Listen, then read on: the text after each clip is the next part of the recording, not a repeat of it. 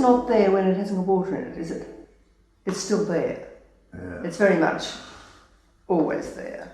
So that even when you look over there and there's no water, there's still this space.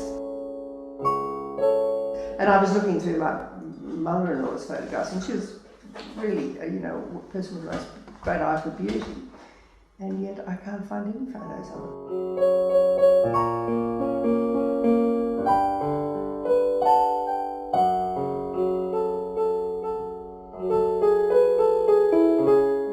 Personally, it's been so much a part of my life that I don't take a record of it.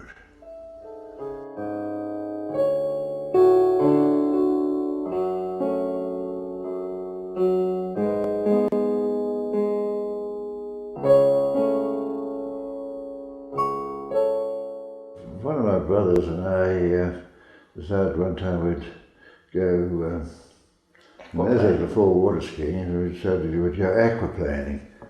And pulling a board. Bit of board with a bit of a point. Just a board which was attached to a rope, and you'd have a sort of a hand rope that you'd hang on to and go off behind that. Well, it didn't work, and we swamped the boat on the far side of the lake. And Your father thought you were drowning, didn't he?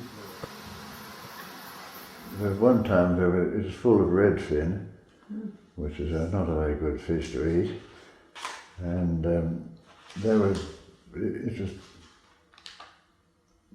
very heavily stocked with these redfin. It was bred like anything, and people were going out and pulling in so many redfin they're swamping their boats and things like that. Sometimes you'd find you'd catch one fish and find another one attached to it that was being trying to swallow it.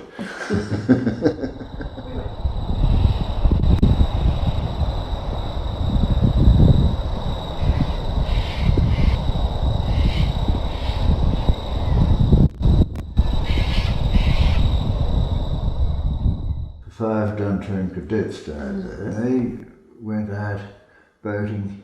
They came down with strict instructions to move early August, first week of August, and it was terribly cold at the time. They had strict instructions not to go into the water, but boys being boys, they took a couple of small sailing boats and went out sailing in it. Possibly the wind might have changed a bit and they got knocked over. And then somebody else went and took another boat out to rescue them. The same thing happened. And then somebody else, another fellow took a collapsible boat out rowing, and two of them went out in it, and one of them got back again. I don't know how, but the water was so cold, they died of cold. It was quite deep. That was when it was up to around about sort of 16 feet type time. These divers were around there looking for them underwater. It was very murky water, and they couldn't find them, of course. It's too big an area. And they reported that 10 feet below the surface, on the bottom, the water was half a degree above freezing. And their bodies did not come up until the water warmed up a bit in September.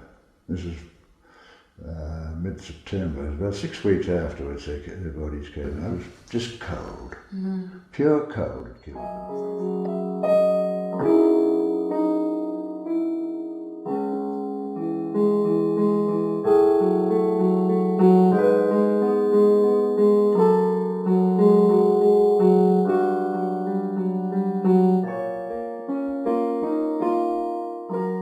There's nobody looking out across it.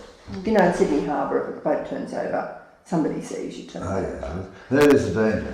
You're on your own.